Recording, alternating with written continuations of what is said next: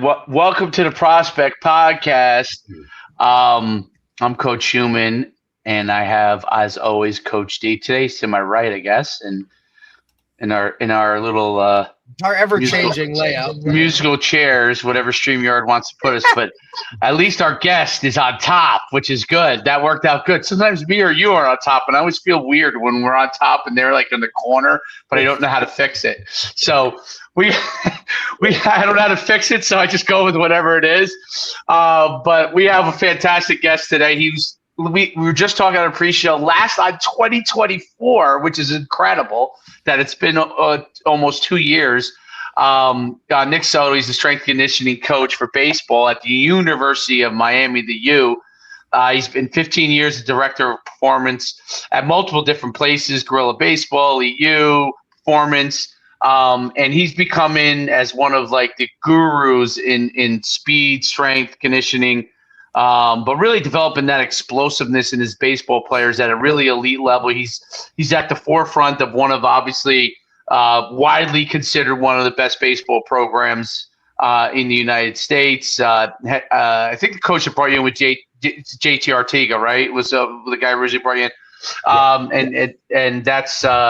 He's really done some amazing things. He's had so many pros that he's worked with, Manny Machado, Yuli Guerrero, Lourdes Guerrero Jr., Gene Segura, Zach Anito, MJ Melendez, NFL players, Alvin Kamara, Denzel Perryman, Antro Rowe, Gus Edwards, among others, just some of the names of guys he's worked with in the past. So it's really great to have him on. He's really somebody that's kind of established himself as one of the best in the industry. So we're excited to talk to him. Welcome back, Coach. Stop. I'm getting red. Yeah. Hey, come on, man. It's a long list. No, thank you guys for having me. It was a blast last time, so I'm glad. I can't believe it's been 2 years, but crazy. Yeah. It feels like it was just literally just a few months ago. But great to catch up, guys, in the pre-show. So yeah, I'm ready to get into it and dig deep here. No doubt. It's and since you've come on, we actually have our own website, which I have to look and see, make sure your episode. I'm sure it is, but we have all of our guests. It's prospectpodcast.com. So it has all of our guests, and we're slowly uploading images of every guy, and girl. And it has your episode, so you can actually click on your name and your bio, and it'll have a little bio, and then it has, the episodes that you did with us, and we update that every week or so to keep it up to date. But yeah, so it's pretty cool. It's pretty cool to see like all the guests that have been on there. So it's great. It's great having you on. Talk about, I guess, a little bit, just for everybody to understand kind of some of the areas that you really focus on with respect to baseball, and some of the kind of core, I guess, competencies that you would say are things that are important to you with respect to developing the players that you work with. Okay, for sure. Yeah. By the way, my eyes keep going up. It's because my laptop's broken, so I have a screen up here and I have the camera down here. So I'm just kind of. So do I. I have the same thing. Bullshit or anything like that going on. It's just. No. I have the same thing. I'm always taking notes. My eyes are everywhere. I'm always taking notes or doing something while. It's all good. So I'm looking up. I'm actually looking at you. I promise. So basically, when I first really dug deep into baseball, even before I dug deep into baseball, when I first kind of like started getting baseball athletes through the door, I had never really played baseball or anything like that. So I tackled it kind of the way I tackled any athlete at the time, which is like, how fast can I make this athlete? How explosive can I make this athlete? And I didn't pay too much attention to the fact that it was an overhead athlete or a rotational athlete or any of this stuff. As I gotten older and more mature and thought about things, I pay more attention to that stuff. But at the end of the day, it's still about making an athlete as athletic, and be redundant here, as possible. And I think if you do that right, you're gonna get a better baseball player. If you make a guy more athletic and he's on the mound, he's going to be able to handle the mound better. I feel, he's going to have better feel for how he is on the mound from a pitching perspective. Obviously that's what the first thing we're looking at. And obviously when you're coming off the mound for whatever play you got to make in the infield as well.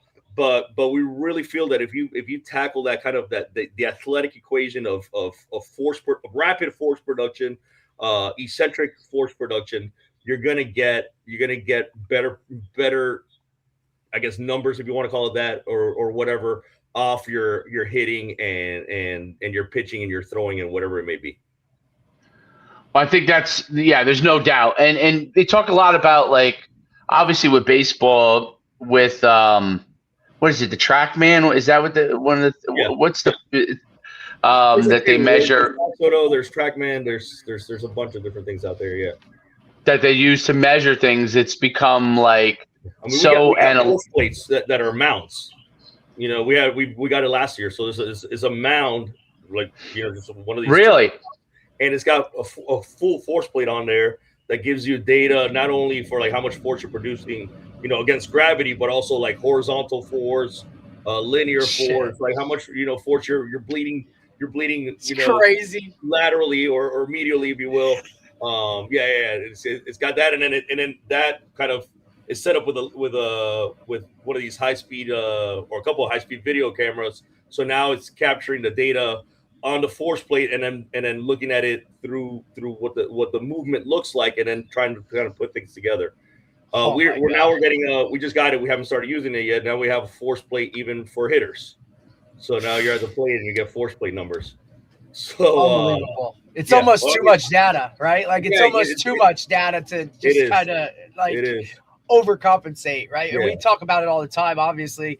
I mean, look, you're at the highest of the high levels, right? So they deserve that type of attention when it comes to it. Absolutely. But we talk about, like, just how much technology kind of plays a role now in terms of it. And look, you can still be the we don't do it like that, or we afford that, or whatever that is. But to me, like, the more information helps, no matter what you're looking at, right? And numbers are rock hard evidence. So now, because there are certain people that need to see something rock hard, like the numbers themselves, here's the data, this is what it is, like, they got to see that in order for it to kind of be there, right? Whereas for the most part, a lot of guys, in the back end, when we didn't have that, just kind of went off of kind of what it was. To really get those little, like, really key parts of that stuff can only help guys improve moving forward. We talk about, with shred mills, the shred mills now, and all those kind of things with, the movement and the pace of the bar. And now you can track it through, some of those things that you're having, right? Like, all that data kind of comes back to help, guys, really put their teams and their players in a better position. It's kind of crazy. Yeah. And then you're using this, hopefully, you can sift through all the extra information. Because there's so much information. But if you could, pinpoint, 3-4 things that you really want to look at that you think could help guide your athletes or help drive whatever adaptation you're trying to get out of your athletes, then the data's friggin' worth it, and no doubt. On the mound force plate, I'm still trying to learn that. I don't know it. To be honest with you, I think the pitching staff's doing a lot better job than I am on that. I'm a little bit behind on that. I'm still, hands-on hip, counter movement, jump on my force plate type of data collection, and I'm using that. Right.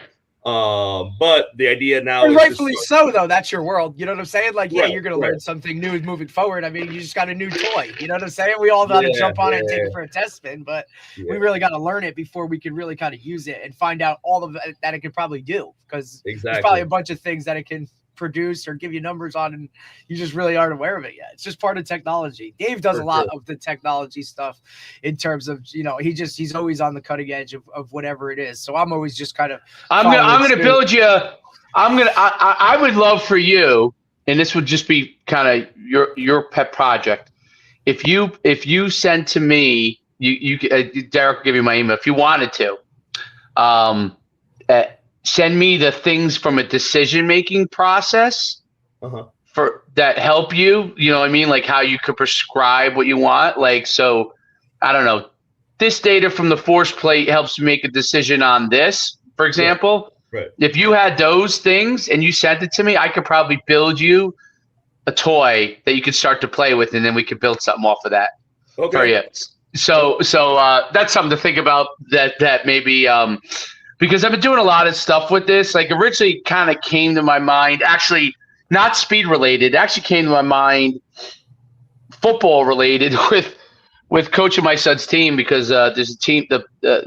We're probably the second best team in the youth group and maybe in the country and at our division level. But the best team is actually also in our hometown. So they won the Nationals, right? So I was trying to code them and utilizing AI and stuff like that. And it helped me tremendously for us to play better against them. And that kind of started triggering me thinking like, okay, AI and tools like that, measurement tools, the whole objective is to help you make better decisions, right? That's all those things can't make decisions for you, at least not yet. Right. But you still have to make your own decision and prescribe your own dose of what you want to happen for your athletes. But it can help you, give you information that you can hopefully translate and be able to make into a better decision. And the better you're able to translate makes you a better coach so you can make better decisions for what you think they need to do going forward, right? Yeah. So that's kind of my emphasis. So I'm like constantly striving to do that.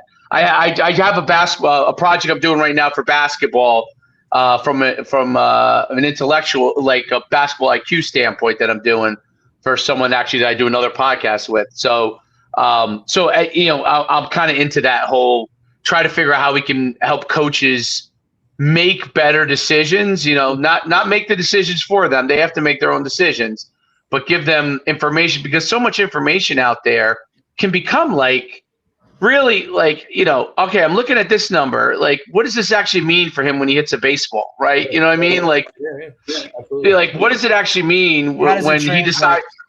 Yeah. How does he decide to, do we decide to steal second base because his speed is this, Right. Like, and I'm sure your coaches, your baseball coaches are trying.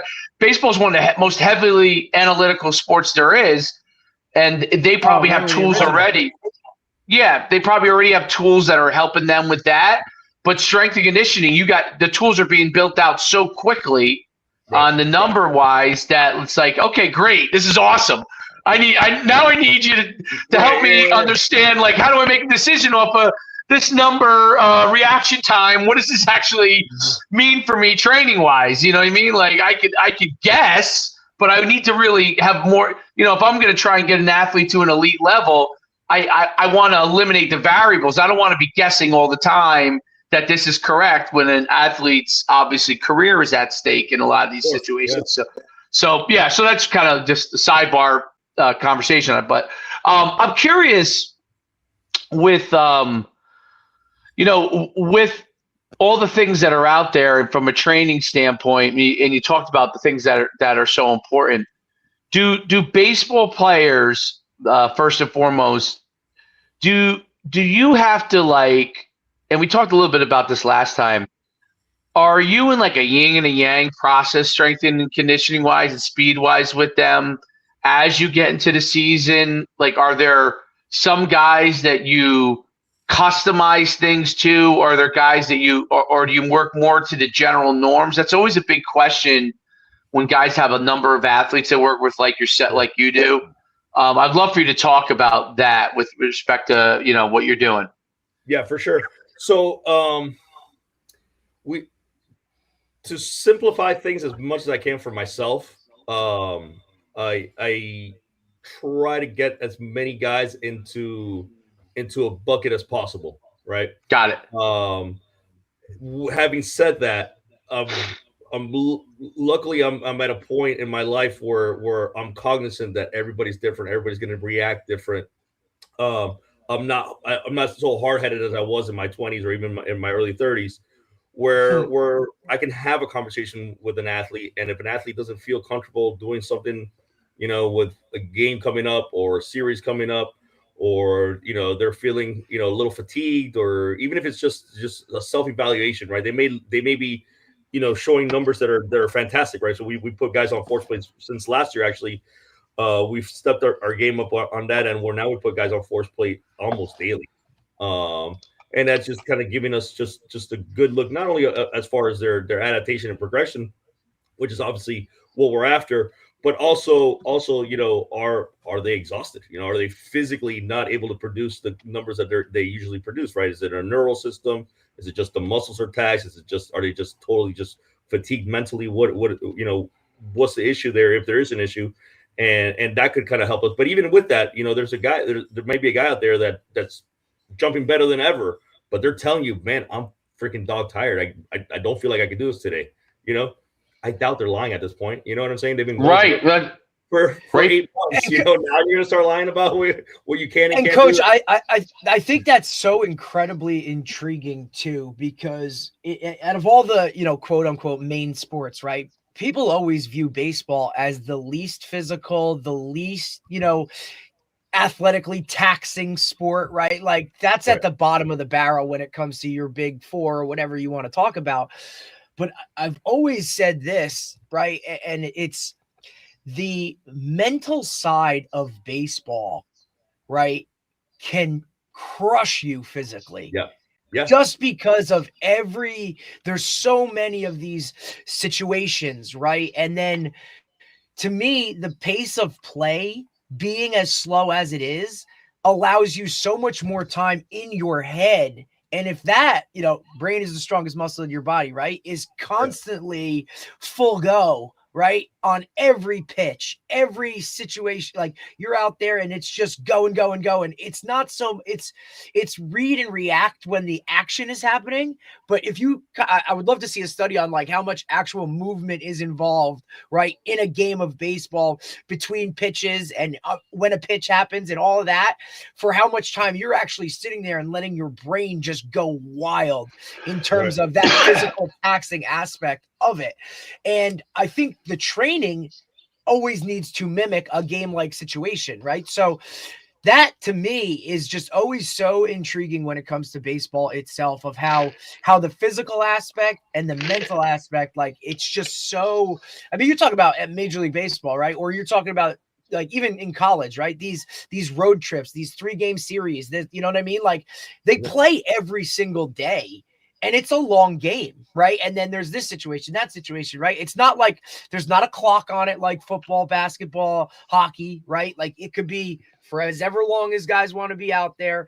It's just, to me, that is kind of so different than every other sport when it comes down to like the exhaustion aspect of it, and the physicality of it. People don't like think that it's, oh, well, they're just out there sitting around on a field. Like, buddy, you understand what's going on inside their head?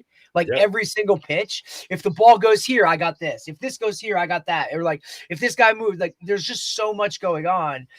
Do you see that play a role in your players in their training aspect of how they try to get into that like mental zone of, hey, we got to do this in order for me to kind of be able to handle this on the field itself? So, so from a stress perspective, you look at it from that perspective. I'm kind of like circling around to get to your answer, but I don't remember who I heard say it. Maybe it's been multiple people that have said this. Stress is stress, right? So whether it's mental stress or physical stress that you're applying on the body, stress is stress, and it's gonna tax the system, right? So like you said, in baseball, it's so mental, right? You're at the think about when you're at the plate, right? And you swung at a pitch that you knew you shouldn't have swung at. Why did I do that? And then you gotta get ready for that next pitch. That's stress, dude. And then let's say you strike out. Now you gotta go sit in the dugout until your part of your offensive part of the inning's over. Then you gotta get back on defense, clear your head. Now you're focusing. Okay, what pitch is coming in? Okay, this pitch is coming in. I gotta be ready for this. It's an inside pitch on a lefty. Where am I going to position myself? All that stuff. So yeah, so stress is stress. So yeah, and then you're doing that for 4 hours straight. Literally, yeah. So I mean, our games have been 4 hours plus this year so far. I get done with the game and I'm done. I'm exhausted. The last thing I want to think about is going to the weight room and getting a lift in. And I'm not doing anything. I'm just standing in the dugout cheering. That's that yeah, that's that neural. Yeah, right. That neural tax, right, on the body.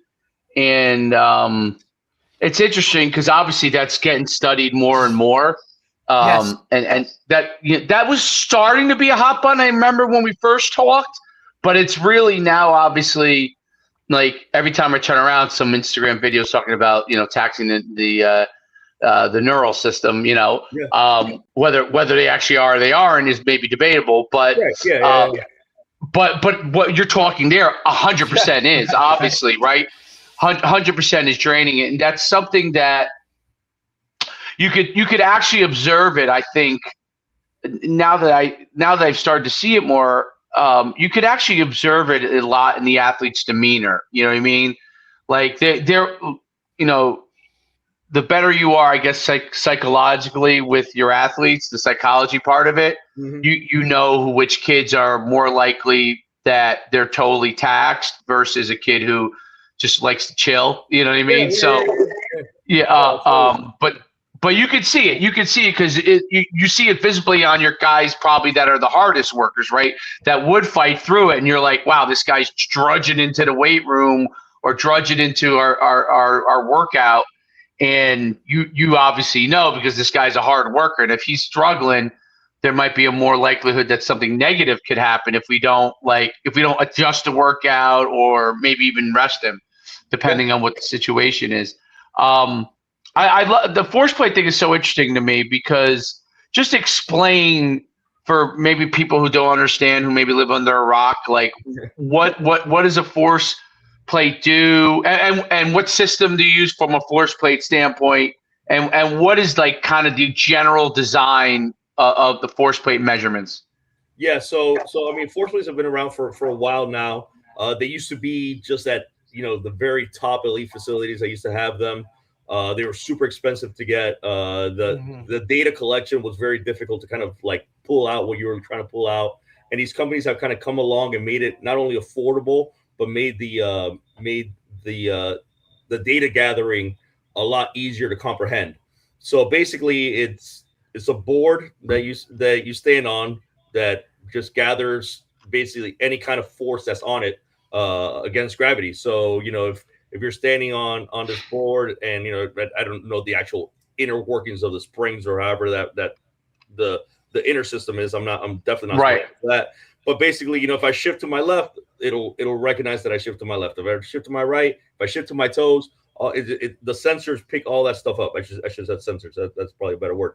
So basically, for us in the strength and conditioning world, there's a lot of stuff we could do with it. We could put a guy, a girl, an athlete on a squat rack, have them stand on there, and they could just do a basic squat. And with that basic squat, we could see how much force they're producing left leg versus right leg. We could see how fast they're moving through the motion. They can see how we can see how they're going, how much force they're producing on the way down. We can see how much force they're producing when they're stopping their motion on the way down and then returning to the concentric or the way up portion.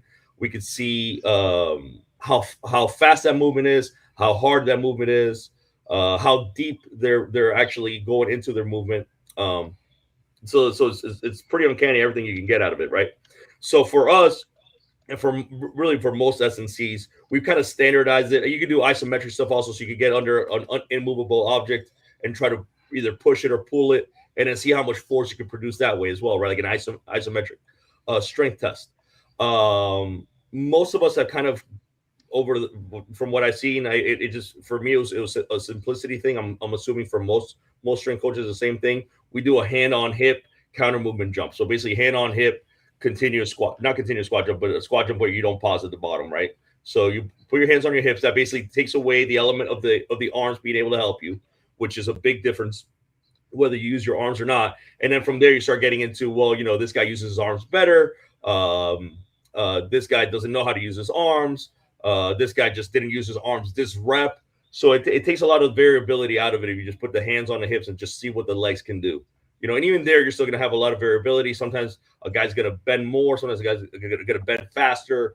But that's all good stuff to see. But basically, you put your hands on your hips and you jump as high as you can, right? And then I can gather all the information on your effort on trying to jump as high as you can. Again, how far you bent down when you did it, how hard you hit the brakes on the way down, which is a big thing for us, is that eccentric force production, especially the dynamic eccentric force production.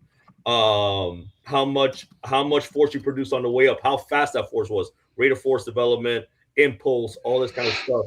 We're able to collect. Even differences between the left leg and the right leg.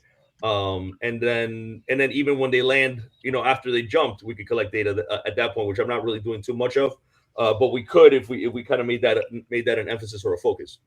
But it just kind of gives us a really good picture from an athlete, is how it'll tell you how much vertical they produced, and basically I'm able to see how much rapid force an athlete is able to generate, and then kind of dissect what they're good at, what they're not good at. So if an athlete, let's say two athletes jump the same, they say they both jump 20 inches, right, under vertical. One athlete had really high rate of force, eccentric rate of force development. So again, stopping force, or I should say braking rate of force development, actually, rather than eccentric. So how hard and fast they hit the brakes. The other guy generated, and let's say that guy also generated a lot of power. The other guy might have had a lot weaker rate of force, braking rate of force development, but they had a lot higher impulse, right? Maybe their power wasn't as high, but their impulse was as high. So they may take longer to produce the power, but as they're taking longer, they're creating a lot more impulse, right? So that's two different athletes. Okay, so two different athletes are kind of producing the same number as far as height. So then from there, it's a kind of you start getting to to what we're talking about, which is like, okay, what decision am I going to make based on that data? Am I going to try to move the high impulse, slow braking RFD guy into faster type of braking? Is that going to help him produce more? Maybe the answer is yes, right? And usually the answer is, you want to kind of pick up wherever you're weak, right? You want to lift that up a little bit. But a lot of times, especially as you get older and older with your athletes, you want to just accentuate what they're really good at. So if I have a high impulse guy that doesn't move very fast, but he can produce a ton of force, maybe let's really accentuate that. Yeah, we're going to try to make him move a little faster and this and that, get him more athletic in that sense. But we're not going to lose the fact that what this guy is really good at is this. Let's make that as good as possible. One of the guys that I kind of took that, and it was from the track and field world, was like Dan Paff and Stu McMillan, those guys at Altus. Yep. Where they're very high on that. I don't even think at this point. I mean, again, they're talking about the elite of the elite of the elite. I think they barely, at least as far as their philosophy goes. I'm sure once you get into the nitty gritty, you can't help yourself, but try to help a guy that's deficient in something get there. But they're mainly looking at, how do I make their good stuff better? Yep. Right? What makes them special? How do I get that better? Because that's the athlete that they are. That's the kind of athlete that they are. And that resonates with me. That makes a lot of sense to me. So I try, when I see these numbers, I try to kind of use that to kind of guide the athlete and letting them know what kind of athlete they are, right? And then try to continue to accentuate those strengths. And yeah, at the same time, if we see something like, man, like, okay, so we know that pitchers' rate of force development should be 13 to 1500, braking rate of force development again.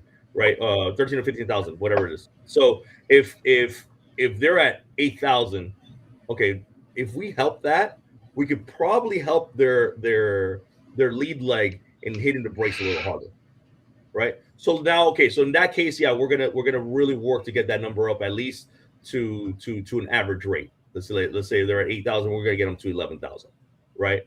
On their ability to stop momentum, right. Right. So we'll focus a little bit more on the dynamic ISO stuff that we do, which is one of the kind of the central points of the kind of training that we look at, is how hard we can train the body to hit the brakes, right? So we may give that athlete a little more of that, right?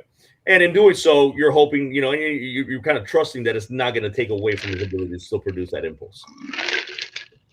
That's a great point. And in baseball, explosive force generation and then stopping forces are so important for the finishing explosion, right? So a pitcher, he comes out really strong, and then when he comes to decelerate, that has to be super forceful, right? Because that enables the ball to go faster, right? Or it's same thing in hitting, right? How he turns the hips, how much force he generates when the foot comes down and turns the hips. He starts at a certain point, and he obviously has to be able to be great at decelerating, right? The better he is at decelerating, the more force that he's able to handle at deceleration allows him to really give him more power, right? And it's really yeah, that's what gives you the whipping effect in either hitting or throwing.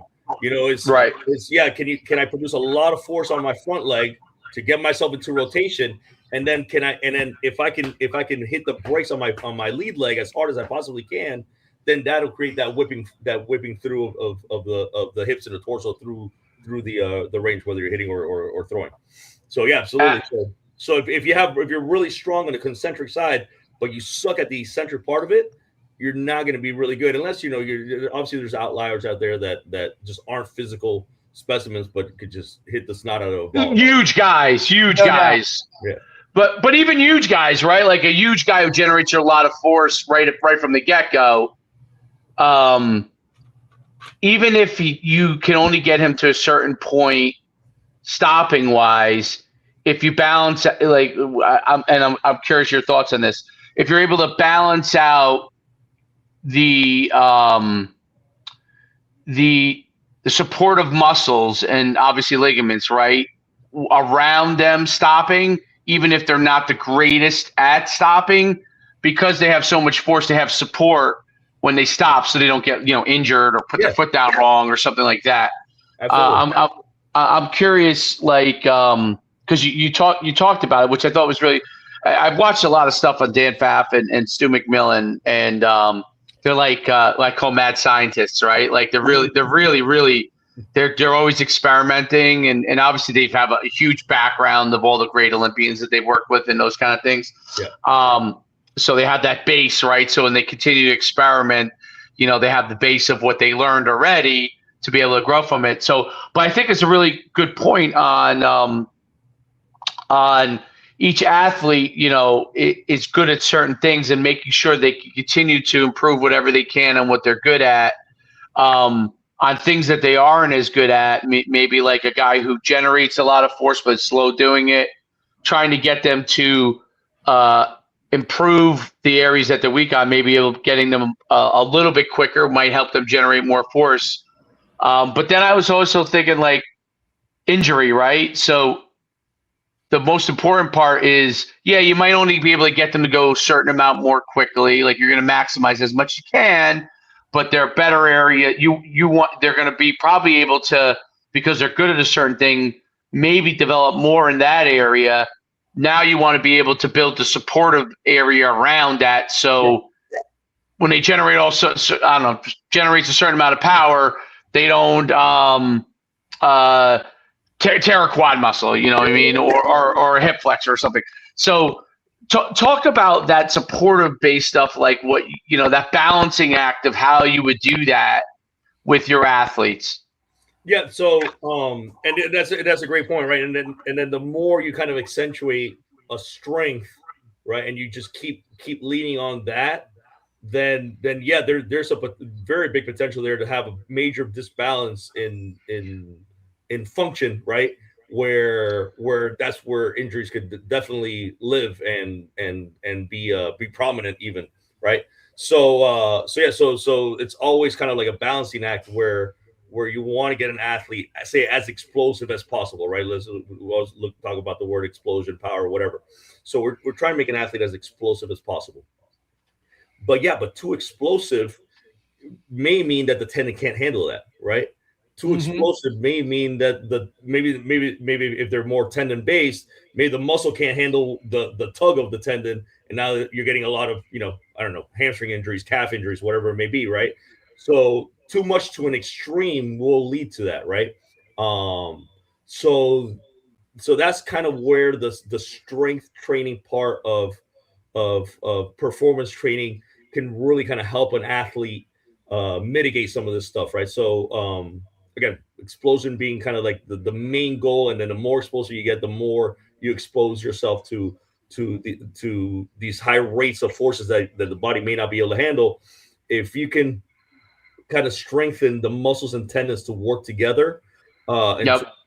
and to not overpower each other, again based on what kind of athlete you are, you can do a lot towards mitigating a lot of these injuries, right?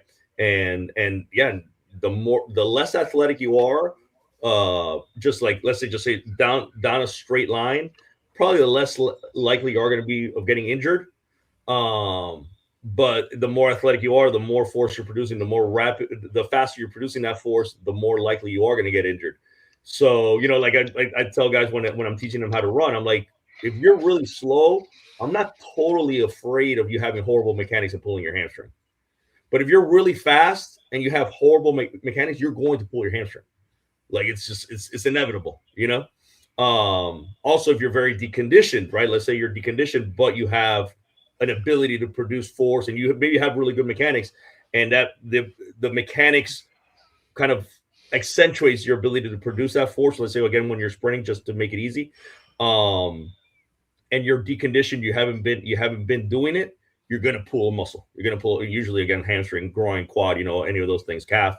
You're going to pull it because now you're just producing a lot more force than the muscle's ready for, because it just hasn't been trained for it, right? So part of it is the inoculation process, which is like you expose the tissue to this action over and over and over again, to the point where the tissue now is used to it, right? And once the tissue is used to it, then you're a lot less. It's conditioned now to be able to do those movements at a very high rate. Now, Coach, I had a question when it comes to that aspect right there. The difference between kind of training those things that are maybe weaker and whatnot, or prehab, right? Like kind of some of those things when you're talking in that world of it. Maybe you had an injury that was, happened a while back, right? Like, yeah. Or, going into the season, like this is a little weaker or whatnot.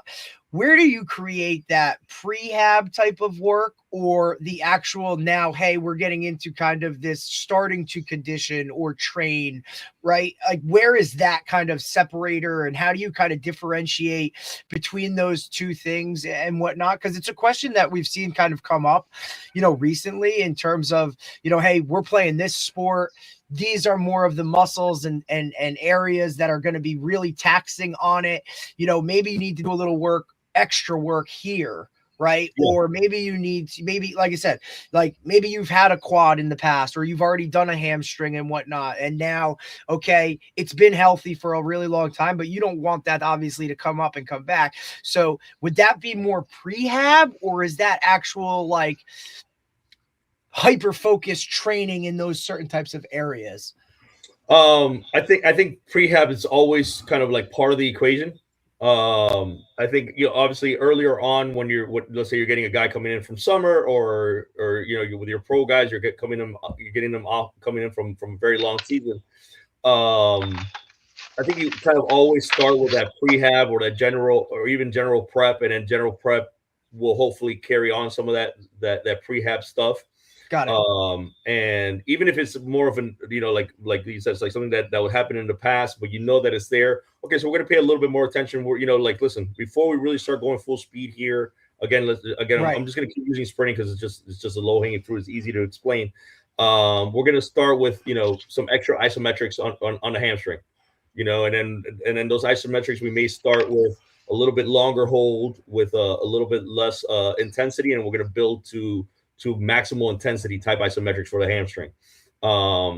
We're going to do that with the eccentrics also, right? As we start graduating through the isometrics, we might start doing the same kind of thing with the eccentrics. We go slow eccentrics in the beginning, like heavy slow eccentrics, and then we start working more of like kind of like accentuated eccentrics, where you're moving more load that you could actually control, but you're fighting it as much as you can, and then you're moving into like fast dynamic eccentrics or dynamic isos. Like again, like what I was talking about, where you drop as fast as possible and then hit the brakes, and your ability to hit the brakes. You're putting that together as you're exposing them to more and more velocity as they're running, right? So It's kind of like go hand in hand. right? Absolutely. So, And I'm so sure it's also, more positional based as well too, right? Like your pitchers are going to deal with more of this, right? Like your outfielders are going to kind of do that. I mean, catcher for the one, that position itself is like, holy shit. You know what I mean? You're thinking about being in that position for that long on a regular, you know what I mean? On the regular basis. Pitchers I'm sure is just like a whole, pitchers is 365 prehab. Yeah. Pitchers, you're always I can't even imagine. Extra rotation, flexion, extension, whatever you may need, but you're always doing some kind of prehab with pitchers because you kind of have to. They're just abusing that arm, Literally, literally from the neck all the way through the fingers. So yes, you're always working that. You're including mobility. You're including mobility, hopefully, with all your athletes to some degree. Of course. But yeah, you're including a lot of mobility, keeping them as limber as they can be, making sure they have control of that mobility is a big one for us. Where can you get into a deep stretch and have strength in that deep stretch? Can you produce force in that deep stretch, whether it be the upper limbs or the lower limbs or the torso, right? And then how much control you do have of these ranges is vital, I think. And it goes into the whole play of having your tendons and your muscles and your connective tissue, which I know is one of the things we had talking about. Yeah, all kind of working together to keep the system whole. And I think that's perfect. That's a great segue into kind of what we that was an on purpose, by the way. Well, it was awesome. Perfect. Well, it kind of is getting towards that because I wrote down a couple things. Obviously, I know Derek had mentioned to you like a lot of the stuff with like fascia and the training elements, and I kind of and we had a great discussion actually yesterday with Dr. Dylan Martinez.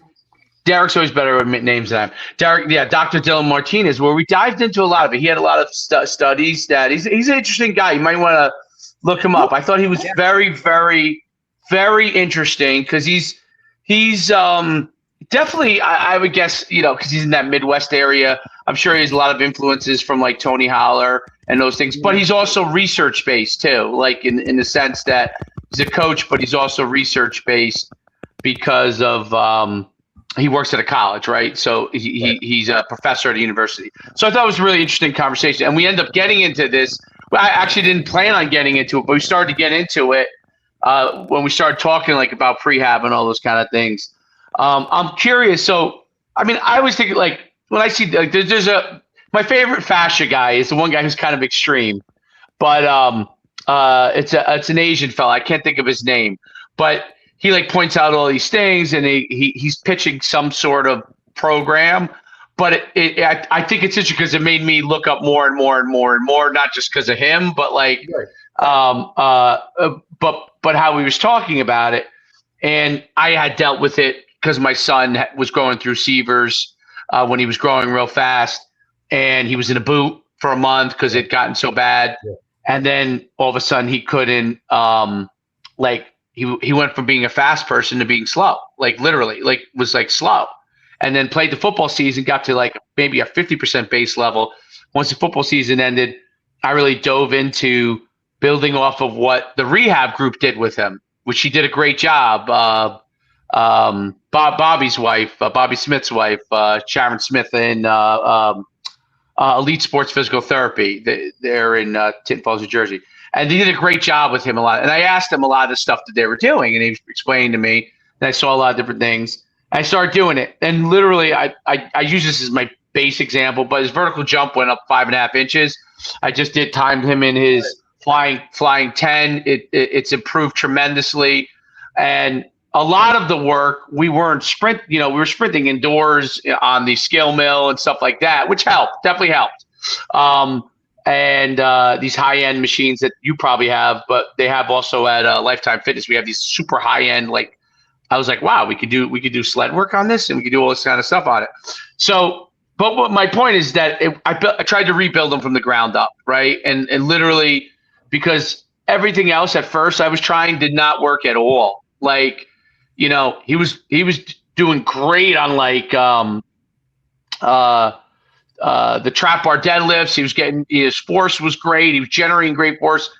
Wasn't getting faster. Like none of it was working, right? And then I started doing that and trying to rebuild from the ground up from one, and very quickly he got better. And I said yesterday, I used the dot drill as my baseline to see where he was going. Basically, like 2 feet, then 1 foot, another foot. I could see the difference without having a force plate. Obviously, I could see the difference, and now I'd see where it's close to baseline. So the pre-out part of it's kind of similar to this, but my thought process is like, we probably don't do as much as we should because it's not exciting. It's not fun. It doesn't look as cool to, as it does when you sprint and you do, but it helps those things supportive wise. Talk about what your thoughts are on fascia, what your thoughts are on tendon development as a whole, which kind of is what, to me, like fascia and the overlying muscle stuff is, for the most part, like developing these areas that are often not really developed and building from the ground up. I'd love for your thoughts on that. And then I also have a question on like flywheel training too as well. But I want you to dive into that first. Okay. So, yeah, I guess if you want to call it my issue with, I don't know if I'd call it an issue. A lot of this fascia training that they're talking about now, I don't know if I would necessarily call it fascial training. Like fascial training, your fascia is being trained no matter what you're doing, right? Just like your muscles are being trained no matter what you're doing, your tendons are being trained. Just what adaptation are you looking for, and are you trying to get? Really, at the end of the day, when people start going fascia specific, or at least they're considering it fascia specific, and you look at the exercises that they're putting together to make it fascia specific, like the cross lines and all this stuff. That's kind of where I just kind of like, and I've taken a pretty deep dive into it. I've bought a bunch of the courses on it and stuff like just out of curiosity, just be like, where are these guys? Right. And then I see it and I'm like, well, you're just lightening the load on this movement and then adding a movement here. Like that's not necessarily, necessarily going to move the needle on your fascia, for instance, right? Now there's other stuff that we can do that is absolutely, there's a drill that we do, for instance, that's I think is going right along the lines of what you're talking about, which lives somewhere maybe in that prehab. I use it as a prep almost, and I don't use it all the time because there's some taxation that I've noticed when I time guys on it. But we use it every few weeks for a few weeks, and it's basically getting the lower leg ready, the lower leg, particularly the ankle and the foot, ready for acceleration type movements or change of direction type movements. So basically you put your foot, I'm gonna try to do the best I can. Like if you'll imagine my hand being my foot, if I put my toes down on the ground, right? And then I have my shank coming or my shin coming this way, right?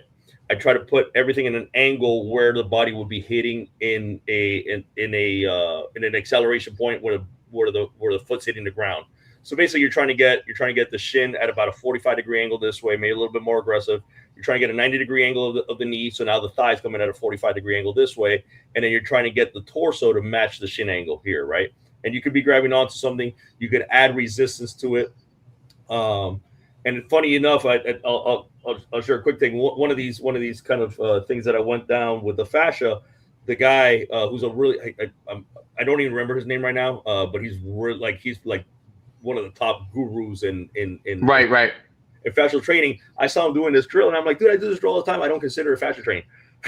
But he was literally doing the same thing. I had never seen it before. And it was funny enough, he came up with the same kind of that's my number one drill I do now. That drill is my that hold on it. Like I try to have him hold it. You lift your heel and you're holding that position. Yeah. So that's a very position specific training, exercise that will hopefully kind of strengthen the ankle, but the ankle and the foot. But if you hold it long enough, your thigh starts burning, your ass starts burning. Absolutely. Starts burning, and you feel it in your knee. You feel it on your knee. You know what I mean? Like the muscle, the quad muscles right above the knee. Yeah, yeah. The quad tendon, and everything. So you're working that whole system up in a very specific angle that hopefully will translate into you being able to push the ground when you're accelerating. But you know, like I said, like you said, you're burning everything. So you're not just feeling your tendons, you're also feeling your muscles working.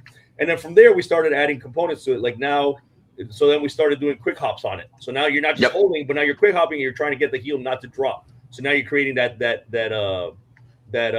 ankle stiffness or the Achilles stiffness that we want in sprinting, right? Then we do big jumps and sticks, same thing, right? So now we're doing some of that dynamic ISO. That's a big part of what I do. And now you're jumping and you're sticking. You know, the whole time somebody's tugging on a band at your waist while you're doing this stuff. You could go single leg, you could go bilateral. By the way, we usually do a single leg. You also get some of that kind of like cross lateral, I guess, stabilization in there because you're on one leg, so your body's kind of like not balanced perfectly and stuff. So there's a lot of good stuff to that. I don't do it because it's fascial training. Right. You don't call it fascial training. Right. And I don't do it. Do you think there's something? Do you think calling it a separate thing, like listen, if I said to my son, "You're doing fascial training," he wouldn't know what the hell I'm talking about, right? So I'm not obviously telling him he's doing fascial training or any of his teammates when we do it, right? Right. Like they know it's basically ankle. I call it ankle holds, and then we do a version of it with wall sits. You know what I mean? Like the toes, the heels off the ground, and you do it like that with that, right? I think you're 100%. I think you're 100% right. I really think of it almost as prehab, really, and then post. You could do it in post-hab too, right? Like after training. And I guess you could do it, you know, like I've heard Chris Corpus talk about that particular drill a lot, which is where I was looking for something. And I saw him show and explain it, and I was like, oh, this hits exactly what I need to work on with some of my guys. And I just thought of it as immediately like, oh wow, this is like wall sits for your calves and your Achilles, right? Like that's how my mind went to originally. Then you go down a rabbit hole and you realize they call it fascia training, right? But that was what my mind went to, like, okay, yeah, wall sits work your quads, your butt, and your glutes and your hamstrings, and this works a little bit more primarily in your Achilles and your foot and your tendons and your calves.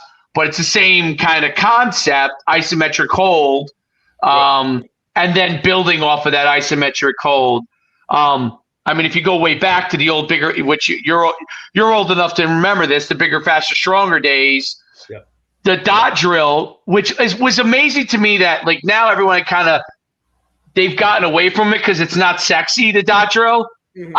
For some reason, I always end up going back to with a lot of things. Like I still remember his name, Stefan Fernholm, doing all those different drills. Like I used to get the book religiously, and that, you know, that's how I learned to do like overspeed and holding things back and plyometrics. But they were actually doing a lot of those things way back when, which obviously they got a lot from the Eastern Bloc stuff. But to me, like when someone says dot drill, if you were to say that was fast, which you would call probably now they would call that. Back then they called it plyometrics. Now these guys would call it fascia training. If I'm not mistaken, they would call the dot drill more along of fascia training. The only positive I think of separating it is not necessarily for the athlete, because the athlete I don't think cares what you call any of it. Doesn't get me better. Doesn't get me better. They don't care what you call it. I think it could help from developing, not guys like you who know what they're doing, like, hey, I'm incorporating this already in my workouts, right? The athlete I don't think cares. They care about how much they get better. I think it does help newer trainers who to start to segment the areas that they're working out in, because I think a lot of the younger guys are not as real world experience where they made mistakes. Like we grew up in, okay, we made the mistakes of running guys gassers, and we made the mistakes of, you know what I'm saying? Like we realized, dude, no matter what we did, like this guy never got faster doing all these things. You know what I'm saying? Like we made all of those mistakes. The younger guys are jumping right into whatever's on Instagram. Yeah. And if you could explain the workout process is like, okay, fascia is like a form of prehab. Then you incorporate maybe that early in your workout. Maybe you take a portion of it to bring them back, center them mid-workout, and definitely at the end something along those lines. And if you cover your bases there, a drill here, a drill there, then you should help the general development. Because I think about it as a supportive function. When an athlete sprints, and for not as good athletes, like when a not as good athlete starts to develop speed and does get injured, and let's say hamstring or stuff, or a superior athlete gets injured at high velocity speeds, it's usually the motor control not being somehow the foot doesn't hit exactly the timing that they felt it should have hit. It's not conscious, obviously. Right. It's because of and it mishits, or there's already a strain to begin with, and it hits a little slower, and now it pulls and it tears, right? And that could be a developing athlete who's now going from terrible to a level, some level, right? Yeah. Or a great athlete who is now going from 10.01 to 9.97, and getting to 9.97 near their capacity could pull them, right? So I'd love am I on point on that? I mean, I kind of went a lot of different tangents, but I'm trying to organize kind of how I think about it. I'm just curious, your thoughts from that standpoint. I think when you keep it simple like that, I think that works. I think it starts falling apart when you start overcomplicating things to get to the fascial part of the training. That's where these guys lose me. When they start incorporating and it's not like I'm against, like, for instance, okay, you could easily say that. Again, I'll go back first. I'll say this: I think anything that you do is going to be fascial training, right? The fascial part is part of the system, right? Just like like if I do calf raises, I'm also working my calf tendon. Like it's not independent. Yeah. So I could do like we're talking about very position specific stuff to get an adaptation there. But it's not like if I do calf raises, I'm not also working my Achilles tendon. I'm still working my Achilles tendon, right? Just like I'm still working my calf. It's just in a from a different kind of stimulus. So when these guys start like let's say like a push pull, right? And I use this drill, by the way. Not even knocking this drill, right? So let's say you have one of these cable system or even bands, and you're pulling on one side and you're pushing on the other, right? And you're either trying to go very fluid with it, or you're trying to go very explosive with it, or you're trying to go very heavy with it, whatever it may be. And you're getting a lot of just kind of like that torso work, also trying to control that. Even whether you're rotating or whether you're trying to fight the rotation, you're getting a lot of core work in that as you're pushing and pulling from one end and pushing from one end and pulling from the other. Okay.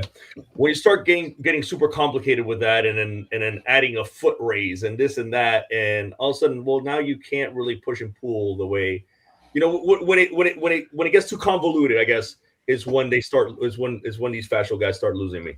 You know what I'm saying? When they lose sight of the adaptational process, what it takes to create adaptation.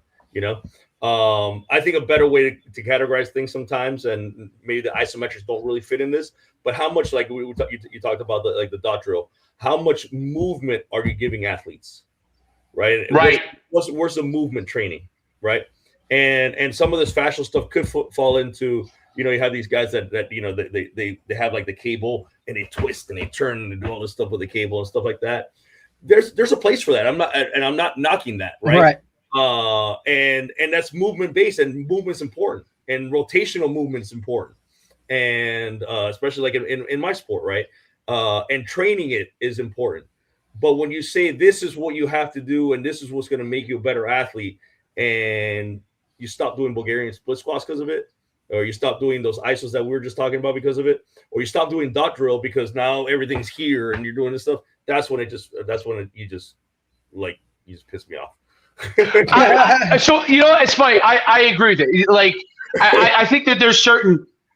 I always kind of cut through the mustard, and that like I realize everybody's got to make a living, and they're trying to sell their expertise in this area.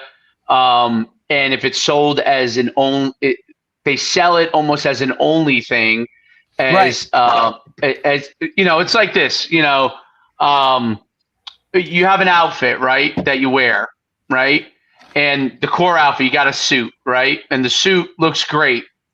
And you want to, if you have an accessory like a watch, or you wear a chain, or whatever you wear as your accessories, there might be some accessories you need, right? So if you got a suit, you got to wear shoes, right? Nice shoes. So that might be an accessory, but that's a necessary accessory. But if you just wear shoes and you don't wear clothes, and you show up at a nice event, you probably got a problem, right? So it depends on where you are. I guess if you're at a nude beach, maybe not. But outside of a nude beach, you're probably going to want to make sure you have clothes associated with those shoes. So I kind of look at it like that, and I agree. Like if they're just saying, hey, just show up with a pair of shoes, you probably have a problem, right? So I think those are really, really great points. And I think that I think it's just, another element that it reminds me of is like the quote unquote, I see the businesses that are called the stretch lab, like it's all over the country now, the stretch lab. Okay. I'm like, okay, well, it's good. There's one actually 15 minutes from me. I'm like, so wait, I'm going to pay a monthly membership to just get stretched? Like, that's just one piece of the puzzle. Right. So, what I mean? Yes, there's a place for stretching and those kind of things, but that's one piece of the puzzle. And someone's figured out that actually, basically, obviously they're smarter than I am. They figured out that people would pay a monthly membership for that. So, I think that's, or a lot of times women will say, women who are not like, they don't really want to work out. They'll just do Pilates. Right. Yeah. I'm like, okay, well, that's a piece of working out. But if you don't, really hit the gym, you're not going to get everything out of it. Like you do Pilates once in a while, right? And yes, Pilates are great. There's no doubt. But that's not going to get you on all your goals, right? So I think it's a really good point. I really great points on it, and it's a good way to think about it. I think it might help for a structured standpoint for coaches and like I said, I feel like there's a gap. Like the Stu McMillans, the Dan Pfaffs, guys like yourself, guys like Tony Holler, guys like Chris Corfus, they can get away with doing like a focused area. When they talk about a focused area like that, like I see Chris, is dive heavy into the I can't think of what the 1080, not the 1080 machine, but their standalone machine is. He's dive heavy into like the sprinting angles with like driving the foot back, and I'm like, yeah, I could see where the value is, but if we're wasting all our time on that and not sprinting and not getting resistance, like you can get that from putting a proper sled weight on you. You know what I mean? Like you're going to push back harder if I'm not mistaken, right? Yeah. Yes, you can isolate it and measure it with the 10.8, no doubt. But there's a place for that. But it's not if you just do that, you're not going to get faster, in my opinion. Yeah. You know what I mean? If you're just pushing back, but it's a supportive mechanism that can help people that are sprinting run faster. I agree on that. Flywheel. I see so much stuff on Flywheel. I'm curious if you use it at all. I have not bought one. I want to get one, but I don't know.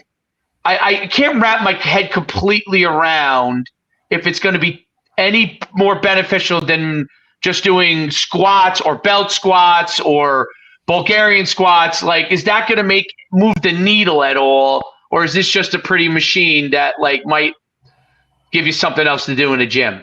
I actually really like the Flywheel. Okay, great. Good. I want to hear this. Perfect. Yeah, I actually really like the Flywheel. I don't have any here, but now you just got me thinking when they were asking me, oh, well, what are you going to get? What are you going to ask for next year? I might actually ask for some Flywheels. So when I first saw it, again, I was like, I was pretty skeptical of it. I was like, it just looks like, maybe some fluff, And but then I tried one and I understood the concept of it. And so basically, I'll give you like the simplest drill that I've used it for, which is like RDLs. Okay. And again, the different size of the wheel will matter on this. But the harder I go concentrically, the more it makes the wheel spin, right? Obviously. So then the harder is going to yank me back into my eccentric load. So it is a really easy way to get eccentric overload. And the eccentric overload does not have to be slow for it to be overloaded, which is great.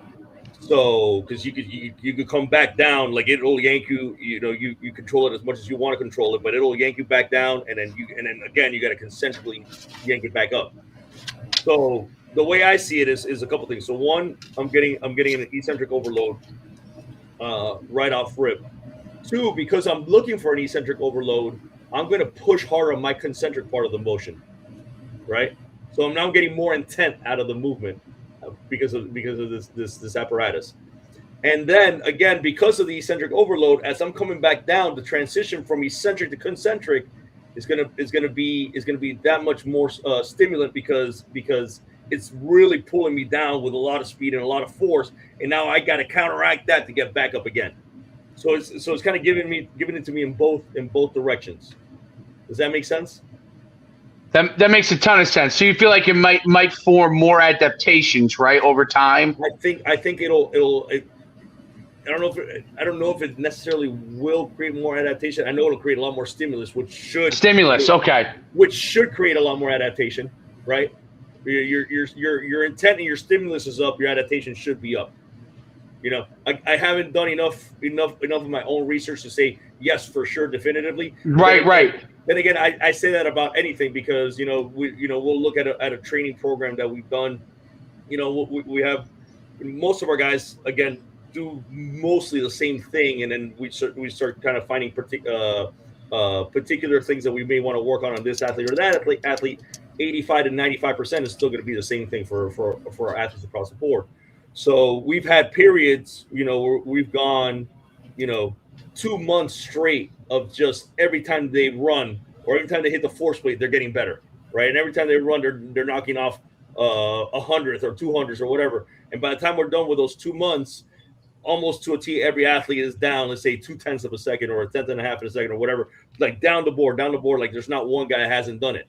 Well, what part of that training caused it? Was it the whole thing? Was it the fact that I put snatches with drop jumps, and I put trap bar deadlifts with lunge jumps, or was it the trap bar, or was it the sprinting that we were doing? We were getting so many things going on. Was it the fact that we didn't have that much baseball going on, so they're more rested? Was it like, you know what I'm saying? Like it's so hard. What was it of that training? Everybody got better, or here's a worse one. What did we do 3 months before that? What do we do on I'm sorry, like, so 2 months? So the third month before that, could that have caused the trickle adaptation to what we're seeing now? You know what I mean? So you can't. It's so hard to measure, right? Right. In this day and age, unless I'm going to take a guy and have him say, "Hey, listen," or have a group, and I can't do this because I got to get everybody better. But I'll take 20 guys here, and you guys are just going to squat jump, and we're going to do it 3 times a week, and you're not doing anything else. And then you guys over here, you guys are going to be using the flywheel, and you're going to do it 3 times a week, and you're doing absolutely nothing else. All right, now let's see what happens, right? Like that's the only way. And even then, you got other variables you could look into, rest, nutrition. There's so many other things. So there's no way to really pinpoint one. And as I got deeper and deeper into research, when I started kind of figuring that out, that there's, you can look at the research and you're always going to find something that helps you justify what you do, right? Oh yes, right here. Yes, they were working power. They were working at 0.8 meters per second. That's the one that works, and that's why I work 0.8 meters per second. Right. But what else were they doing? So it's like. It is an art for obviously that's why there's an arms race in a data standpoint, right? Because people are trying to figure out like, is there something for this? But obviously everything's customized and there is an art form to it. It's like it's because there's a human element, right? It's a human being. So every human being is slightly made differently, no matter who they are. And there's, obviously, even though it's very hard in training to completely customize to every single individual athlete. That is why you do see, as guys become really like wealthy and at the highest level, like when people are like, how does Tom Brady play this long? How does Derek Jeter play this long? Like how do these guys who become first you have to get to the point where you're the among the best, and then you actually do have an opportunity at that point to then get full customization, which actually that's how some of these guys nowadays, not talking about like, the Mickey Mantle era, right? That was really kind of like genetic, and you were genetically built to be able to last longer. Not that some of those guys didn't train, but now you can customize the workouts to you because now you have the money to do it. You have the ability. Derrick Henry can pay his guy if they were this, and his guy for that, and his guy for that, and it gives them 4 or 5 years extra on their career at a really high level. Some cases even more, depending on sport. Baseball can give you 10 years. It can give No you doubt. 10 years on your career because you aren't getting hit. Nobody's hitting you, right? So if you can take care of your body better, you can last longer. So I think it's really it's an art form, and then until you get to the highest of the highest levels when it becomes a customization. That was what was so interesting, even though it sucks that it was marred by steroids and super amount of performance enhancing, because what guys like Charlie Francis and what even the Soviets and the East Germans were doing, even though they tracked, obviously that's how you knew they were doing steroids, they tracked all the injections. But it was very interesting to start to read that stuff, because you could see, because those people didn't have free will, they didn't have choice, for the most part, they were put into these kind of protocols, and you're actually able to see, because otherwise it would be very hard to really get standardization on protocols, because there is an art form element to it and always an experimentation element. So if the Soviets and the East Germans had a contribution, that would probably be their contribution and everything beyond steroids, was they gave us certain protocols that probably showed to work pretty well with the athletes. It's very interesting, because I always think that's why strength and conditioning and speed development, even though there's so many things that are tried and true, right? It continues to evolve. I look at the track times of these kids in the South. Unbelievable. Yeah, it's been incredible. Because they're able to now more than ever, because they have a T-Apex or a 1080 machine, and their track coaches are focused on track, and maybe those kids are track athletes primarily, right? And you're seeing 9.8s and 9.9s Unbelievable. from high school. A sophomore kid ran, I think, 9.9 or 9.8.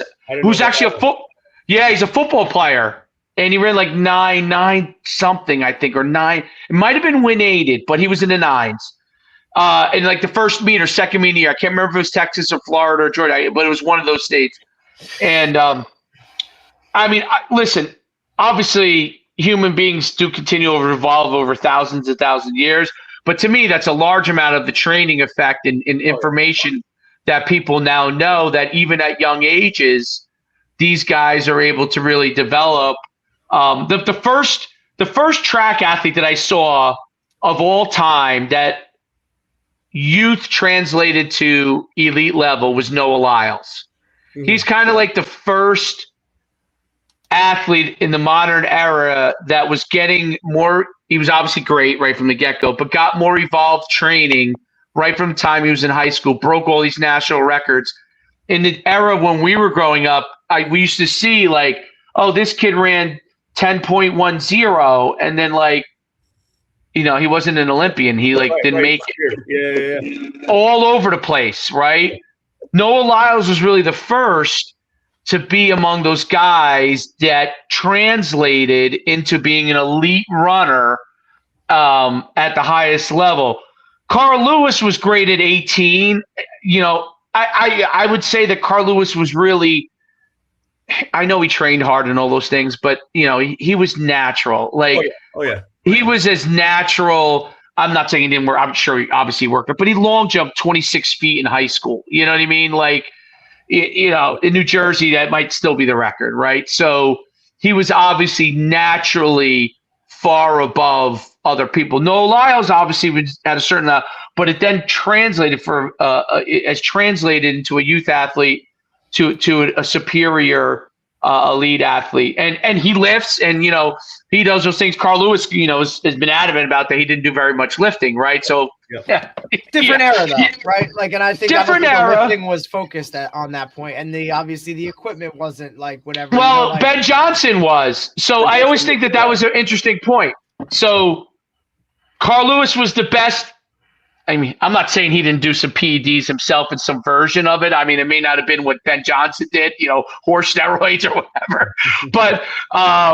But Ben Johnson did utilize. That was one of the first guys that you actually saw, because of PEDs, because of Charlie Francis's model, strength training incorporated with the sprinters. Sprinters are always naturally, they're going to look great because sprinting itself is so dynamic. They're going to look jacked. Without lifting, they're going to look jacked because of what they're doing.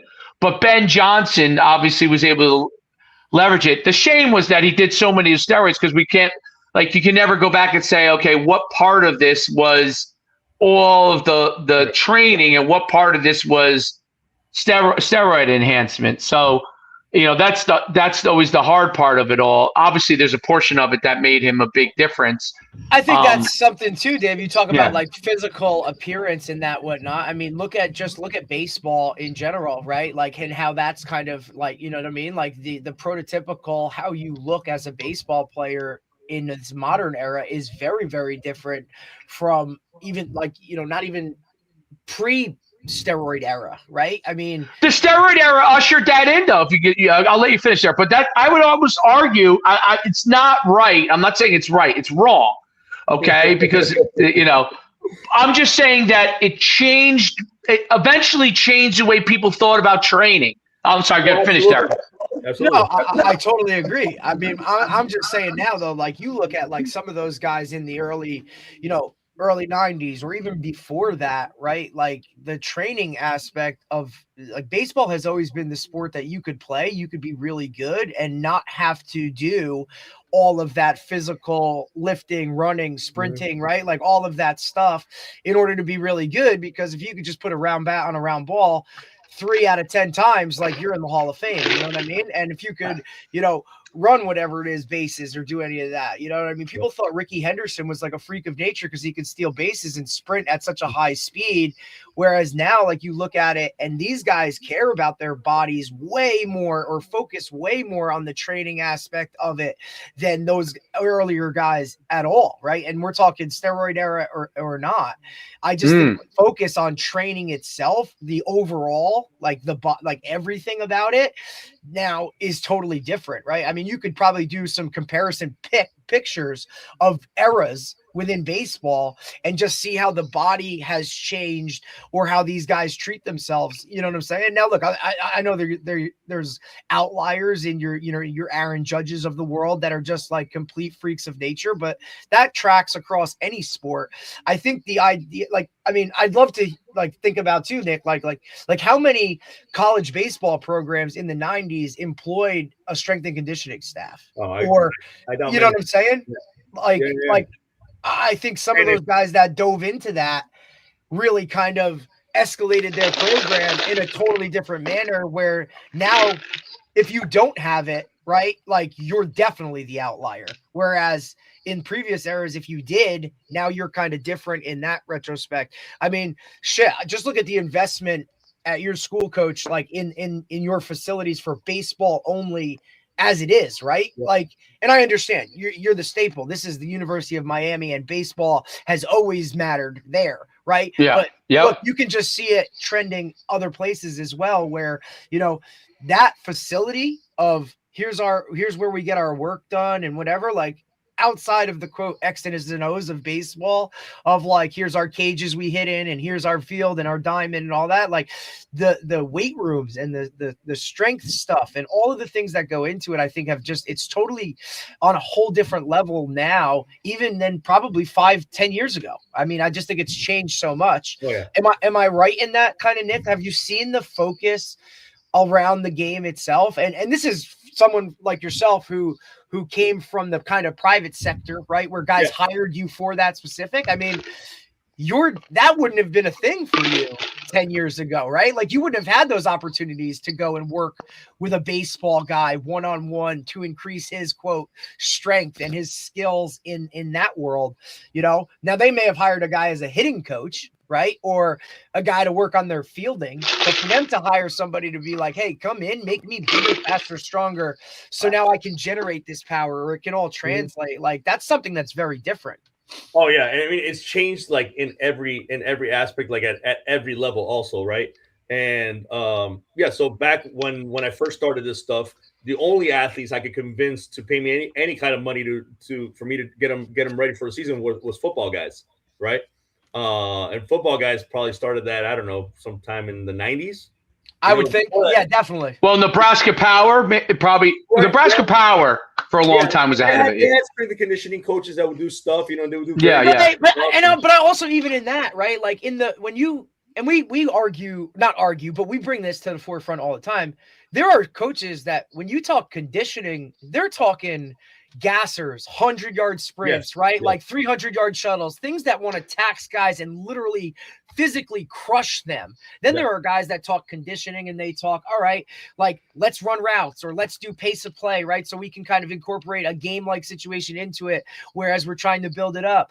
Then you have the sprint-based football community where they're literally tracking steps and distances and miles per hour. And, hey, you hit this top speed today, you're not going to do that until after the next game, because they're totally on that side of it. So it's still a very much I don't want to say all over the place type of world, but guys fit into their own categories, and kind of how they approach everything itself. And that's, I think like baseball guys had to be the most convinced, right? In terms of, this can help you, and watch what it can do as you kind of grow and change. Right. So I think baseball was kind of like the last group to kind of fall in line, I think, with that. Right. And look, my own opinion is that 100 and what do they play? 162 in the major leagues, right? Like, that's a lot of fucking games, dude.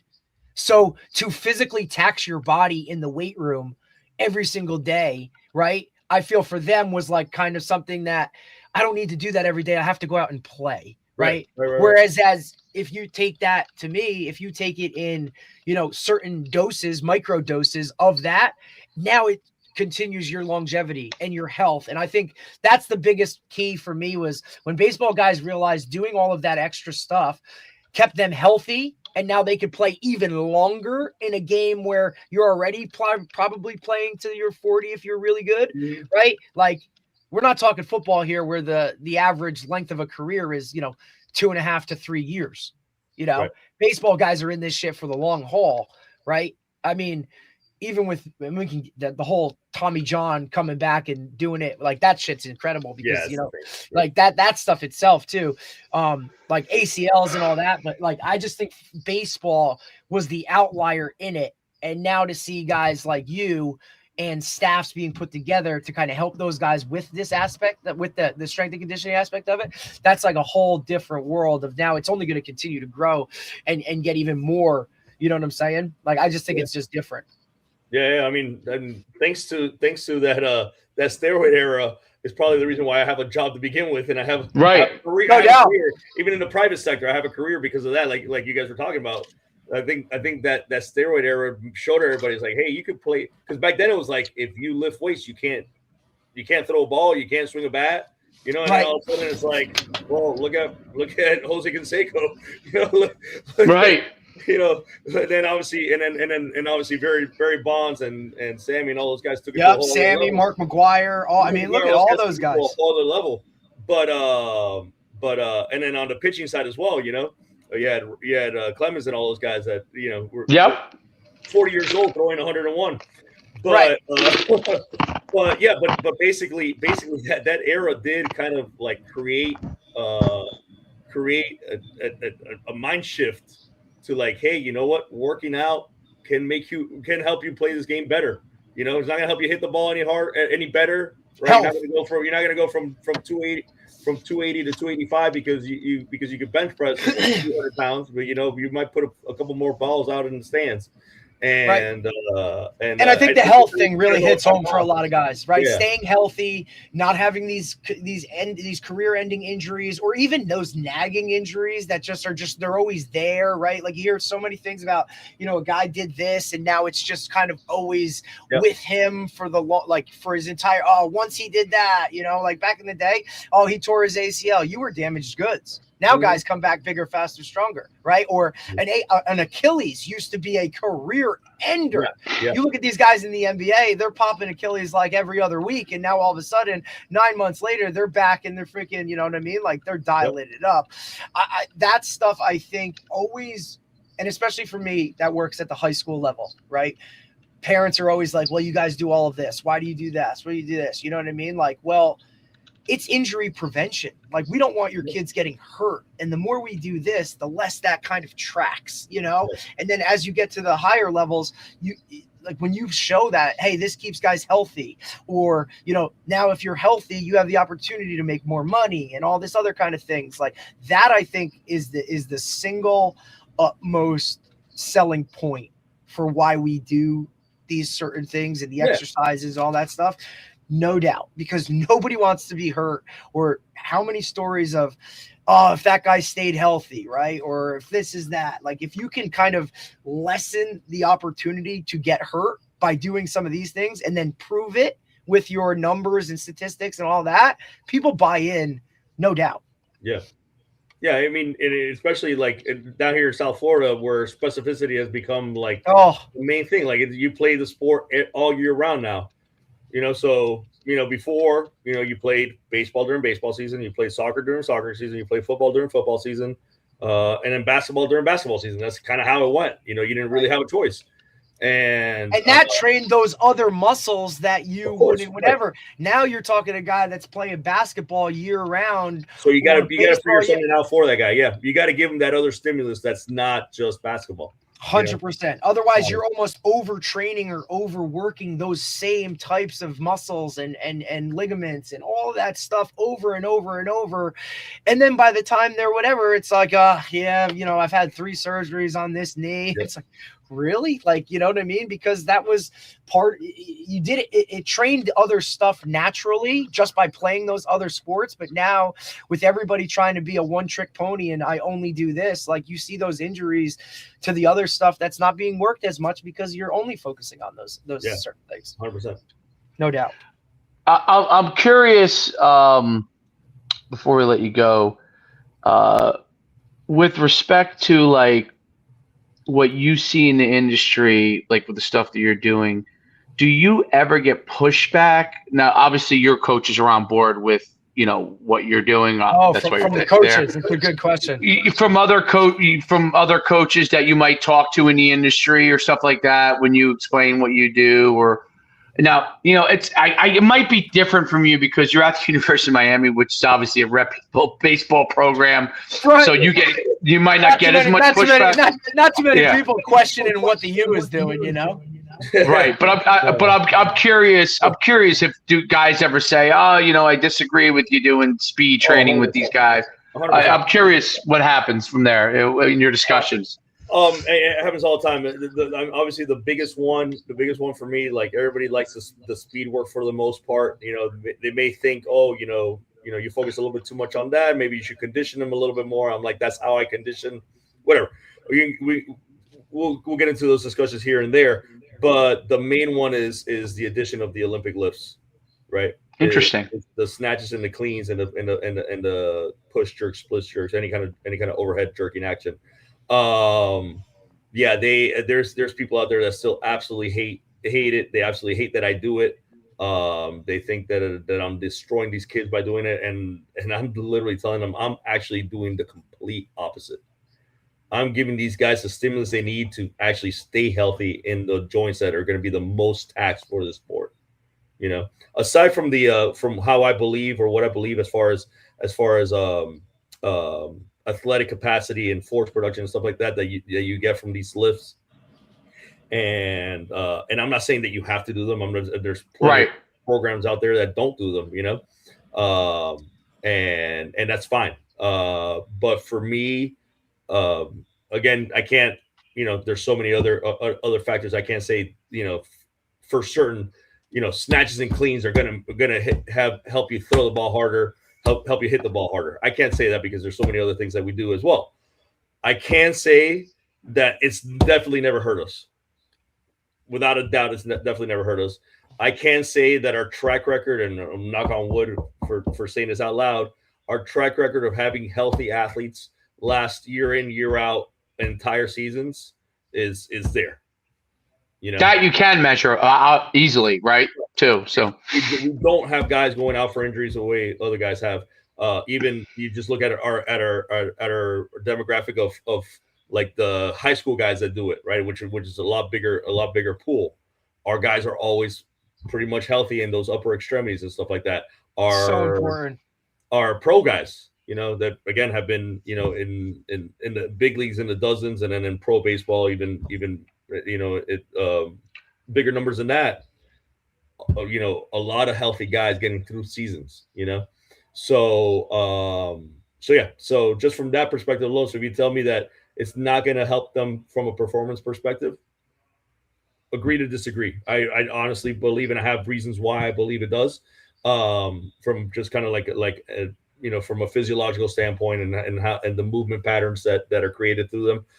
But from a health standpoint, like you said, we could look at the numbers and say that, hey, our guys are always healthy, and I'd say that this is a big reason why we're stimulating the tissue, obviously the neural patterns and stuff like that, but we're stimulating the tissue to be very specifically strong and very specific positions that are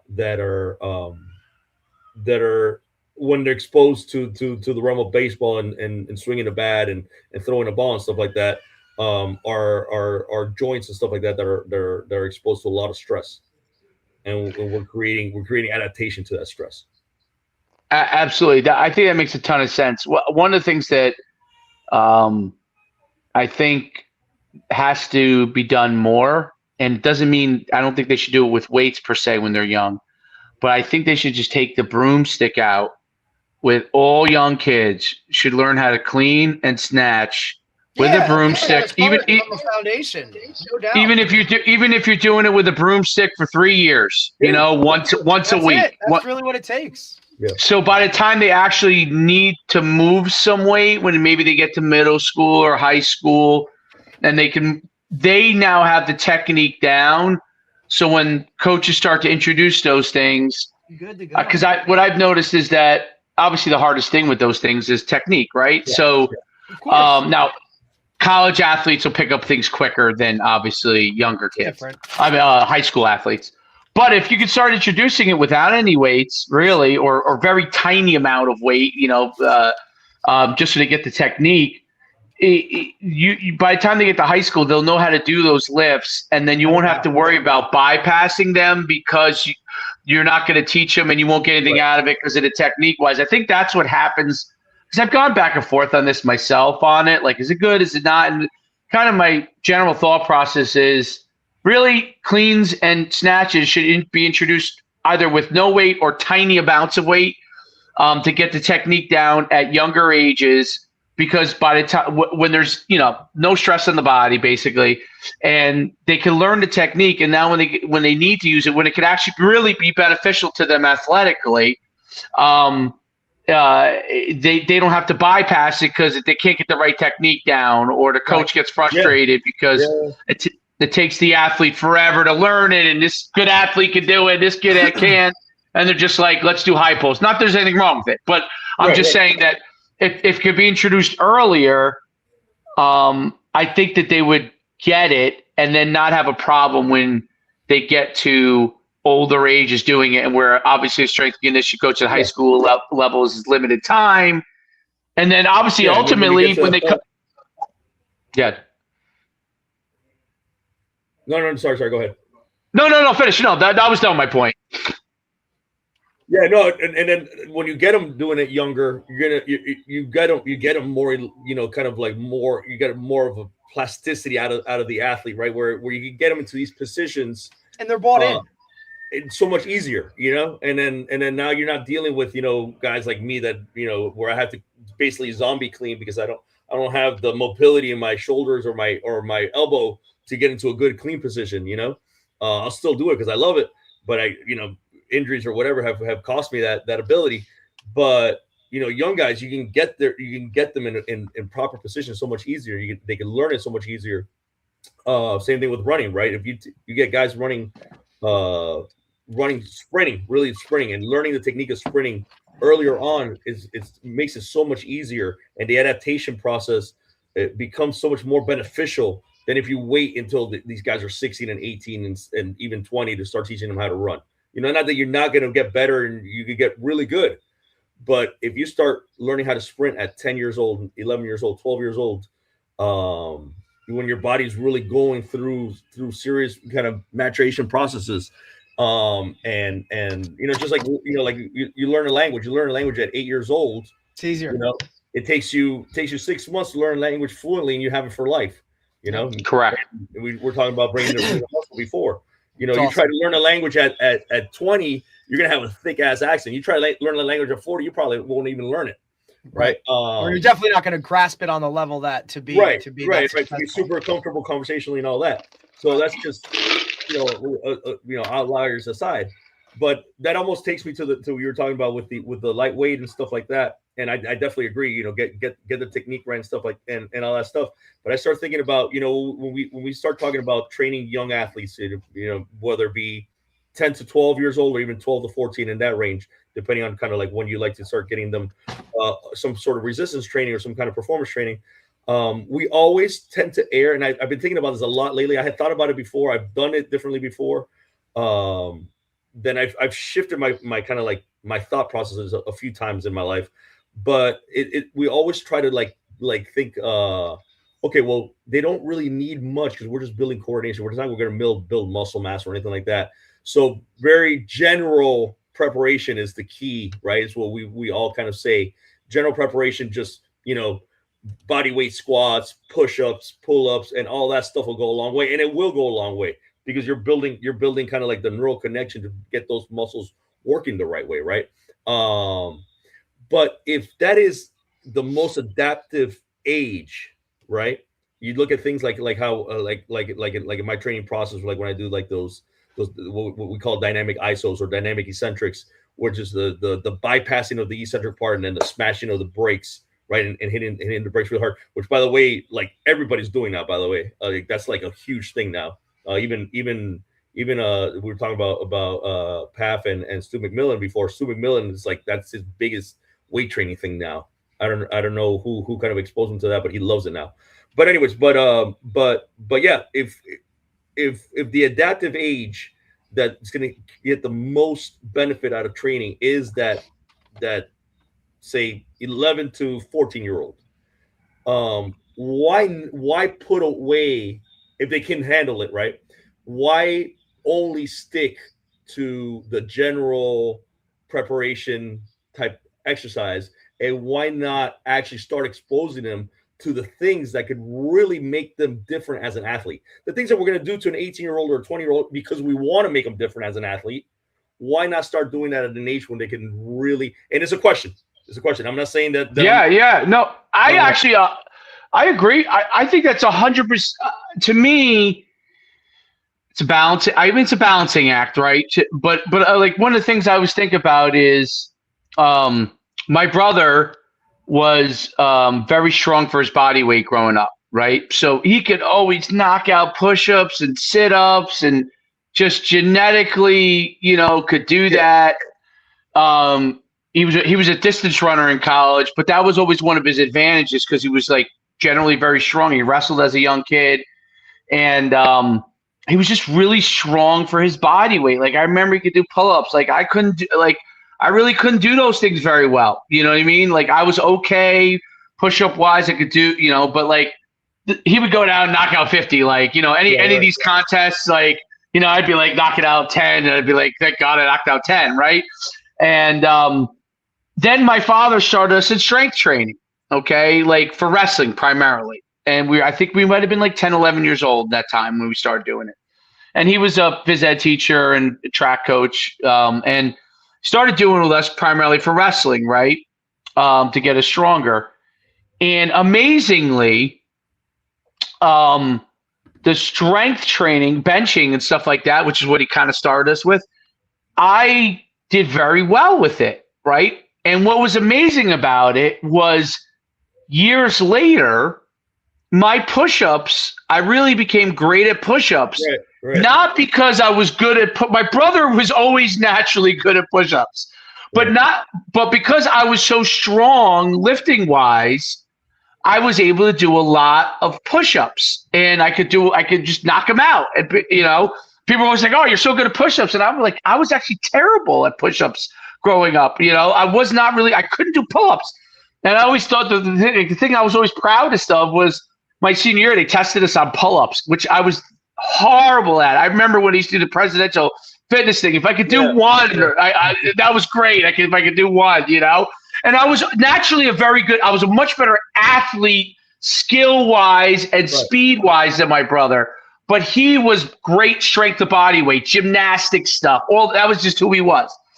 And I knocked out 21 pull-ups in our testing at UConn my senior year.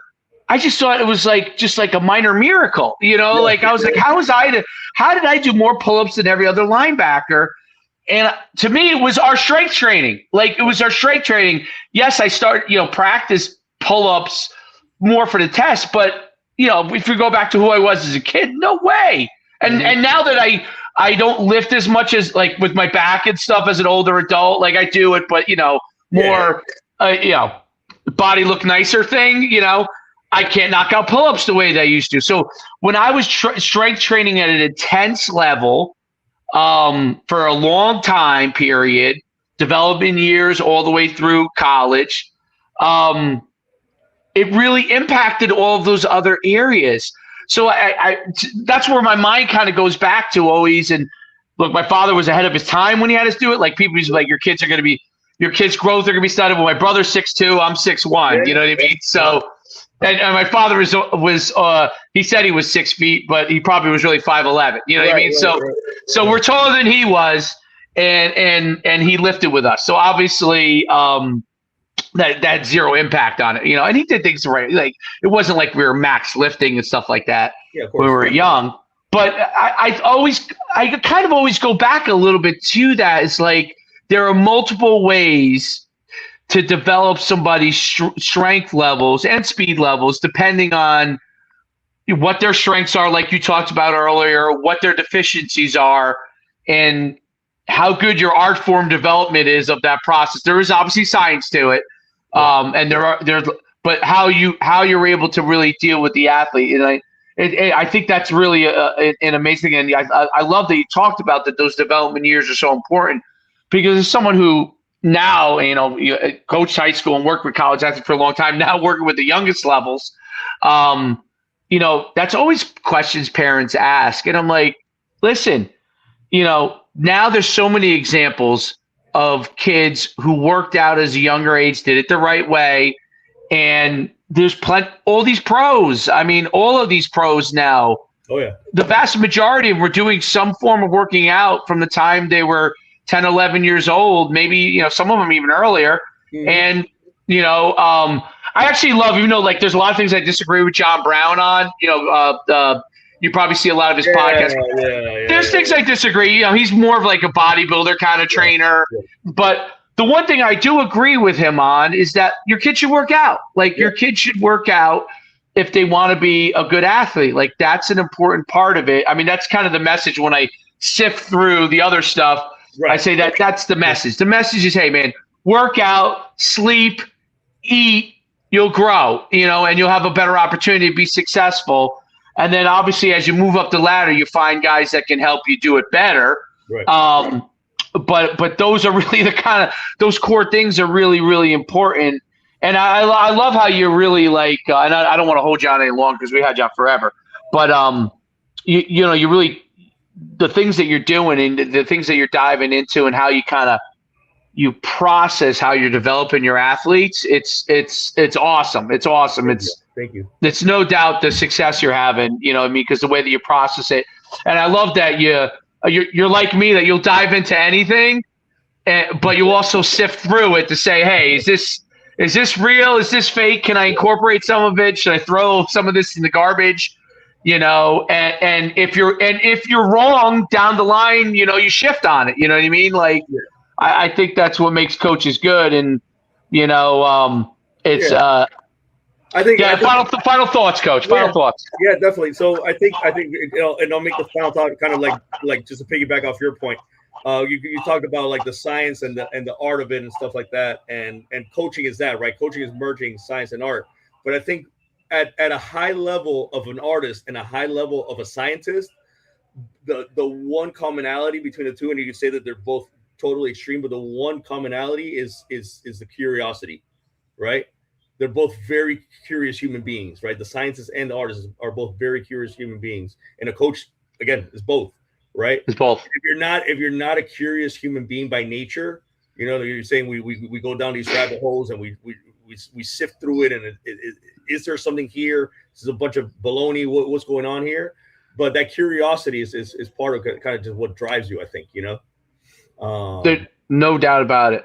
Yeah. My wife said to me, if I buy another attachment for the rack I have for me and my son, you know, if I buy another attachment, he's going to lose their mind. The rack has like 9,000 different attachments off of it, you know, because I'm always like, okay, well, we do these core things. Can this work? You know, and I got all these attachments. My garage is hilarious. But you know, I think that's, you're nailed on the head, the curiosity and the ability to try and figure things out. And, you know, when you're, I love it when my wife opens the door. I'm experimenting on different drills on myself before I have my son or do it, you know, and she's like, geez, she's like, are you getting yourself hurt doing that? I said, well, as long as I don't do it on my right knee, I'm okay. But yeah, I'm constantly doing it. I'm like, okay, because sometimes it does help, and it's hard as you get older because you can't do as many things that you used to. But it does sometimes help to say, okay, can I feel how this feels?